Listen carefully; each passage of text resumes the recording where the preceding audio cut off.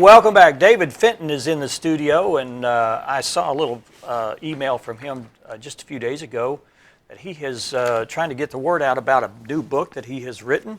And of course, I always welcome local authors on the show because it's always interesting to me what gets into people's heads when they want to write. And that's usually my first question is what was the inspiration? And I want to hold up the book here. The book is called Resurrecting Respect, True Patriotism. And it's not a heavy read, but you've got graphs and charts in here, and this is you have thought about this for quite a while. Tell me about this. I think the main thing for me, what motivated me was just frustration. Yeah. Frustration with what was going on in the country. That's a great motivator, isn't it? And all of the stuff that goes on where people are pointing fingers at each other, and if you're a little bit to the left, you're pointing fingers to the right, and if you're on the right, you're pointing fingers to the left. And there's extremes. Yeah. Everybody wants to talk about what's wrong, as opposed to getting together and figuring out how we can make it better. Yeah. Yeah. And so that's really what, like I said, the main thing for me was to get my frustration out, but there's two parts to the book. One basically is describing a lot of the issues, and then the second part is talking about solutions. Well, the first chapter is, it's called The Beginning, the Constitution and Amendments. And I think that when I was in school, we had a class called Civics.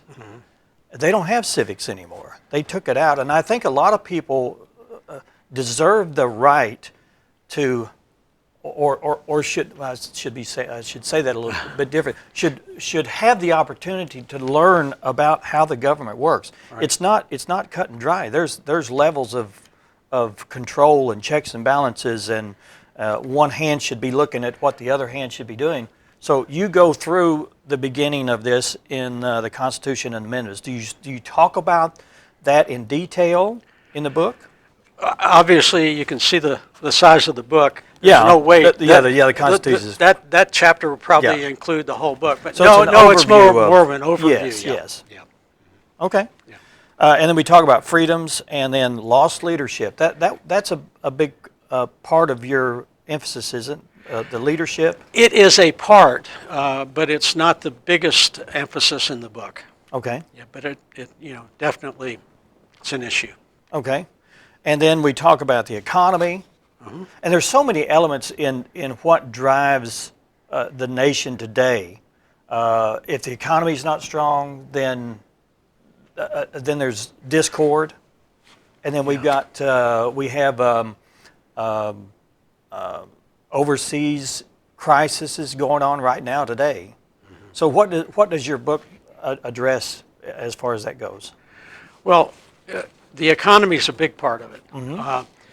But there's a couple of factors that are at issue. I mean, a lot of people see that the GDP is increasing by 2% or 3%, and the average person says, oh, things are good, But what you don't realize is that as GDP has increased over time, who ended up benefiting from that increase? Where did the money go? And my big concern is what has happened to the middle class.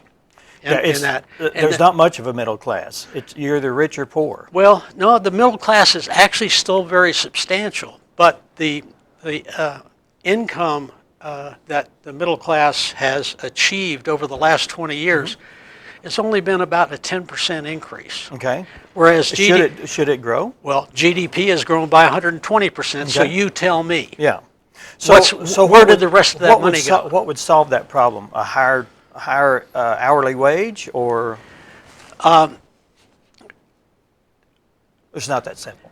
I wish it was just one thing, but there are several things. But a big portion of the book is dedicated to health care. And a lot of people don't realize how much we pay for health care every year. It amounts to almost $11,000 a year for every man, woman, and child. The cost of health care in our country far exceeds any other country that's out there. I mean, it's not even close. It's almost 3 times the average of the EU countries. And yet, at the same time, In terms of quality of care, we rank 37th. Okay, so you would think we're spending all this money, so our healthcare system Yeah. must be better, but it's not. So there's something wrong there. Yeah. So think, no, no, think yeah, about, okay, okay. think about this. Okay. That's $3 trillion a year that we're spending on healthcare. Whereas another country, on a per capita basis, would only be spending $1 trillion. Right. So look at that $2 trillion in terms of the overall budget for our government. What would that do if we could figure out how to do something about it? And I think that's the problem. I personally know that I can go to the emergency room and walk and come out an hour later and it'd be $10,000. Yeah, yeah. I mean, Yeah. that's happening. And not to say that they don't deserve that money, but I think that a lot of things are overpriced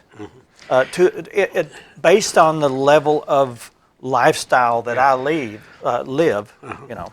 And of course, it's not just the cost at the hospital. There are about 5 different elements that go And I in. singled them out. I didn't mean I'm just talking about the health industry but overall. that's a good one because it's you're right on target there. But there are many elements, and in every one of those elements, our cost. And see, I look at it like a tax. It's a hidden tax that you don't really realize you're bearing, and it's the middle class that's paying that one. For the most part. If you're wealthy, what is $11,000 a year? It doesn't mean a whole lot, right? Yeah. But if you're middle class, it means a lot. Yeah. It's a big factor. Now, a lot of people will say, well, you know, I've got insurance and I'm not paying that much. Well, you know, somebody's paying for it. And it ends up in your taxes. Yeah. You know, I listen to both sides, and I always come back to the same thing. What is your solution? How are you going to fix it? It's like climate change and the whole thing. Okay, so let's agree with what you're saying. What's the solution? Because people don't want to just complain. They want to see a plan of action, ABC. The first part of the book talks about the problem, and that's what you and I were just talking about. Okay. Second part of the book talks about solutions. If you want to understand what the solutions are, read the book. Okay. Well, let's talk about how to get the book, and I'm all about. It's available in several places, but Amazon is the easiest and the best place to get it. Could they search your name? Would it come up Just Resurrecting Respect. Right. Okay. Yeah, it'll be there, and it's in this form, but it's also available in the Kindle form at a lot less. Now, do you have these? If somebody wanted to contact you, can you buy them here, or do you want them to go to Amazon? Yeah, I don't have enough inventory for people. Well, you got one here. Yeah, I know, and I'm gonna let you keep that. I want to read this. I'm always about information. Yeah. I'm more about facts than truth. Well, the facts are hard to argue with. Okay. And so it's not a matter of opinion. What I'm telling you about our cost of health care, it's well documented. And it's well documented in the book, and it's well documented other places. Yeah. It's not a matter of opinion. It's a fact. Okay. Well, Okay. I like so what are facts. we going to do about it?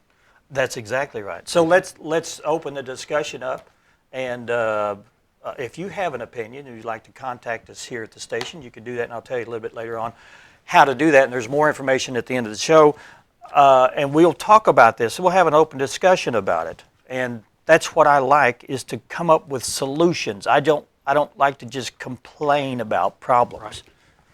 I agree. Dave, thank you so much for being here. My pleasure. Good luck with the book. The book, again, is called Resurrecting Respect. You can get it on Amazon. Go to Amazon and just type that in, and I'm sure that Dave will come up with all the information you need. And the price point on the book is how much? I think it's $14.95. $14. It's well worth it. Well worth it for the information. I think so. Thanks so much, Dave. Yeah. Appreciate it. You bet. Up next, we have James and Bo McGarren, and we're going to be talking about what they have to offer. Stay with us. You're watching 726 right here in Harrison, Arkansas.